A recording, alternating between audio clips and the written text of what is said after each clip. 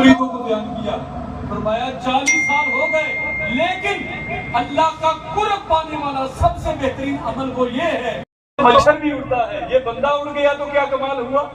اور فرمایا پانی پہ تو تنکا بھی تیرتا ہے اور ککھ بھی تیرتے ہیں، تنکا بھی تیرتا ہے،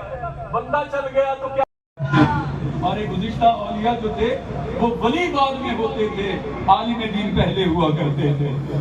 اور اب جب اور ان پڑھ اور جاہل پیر تو دور حاضر کی پیداوار ہیں، لیکن پہلے اولیاء بھی ایسے جنہیں علم کی ہوا بھی نہیں لگی ہوئی، ان کے پاس سے بھی علم نہیں گزرا، اور جو علم کی لین ہو رہی ہے۔ تو میں نے کہا بغداد پہ بیٹھنے بغداد دستگیر فقط پیر ہی نہیں تھا، ان کی علم کا مقام یہ ہے۔ تو حضرت عمر بزاز کہتے ہیں کہ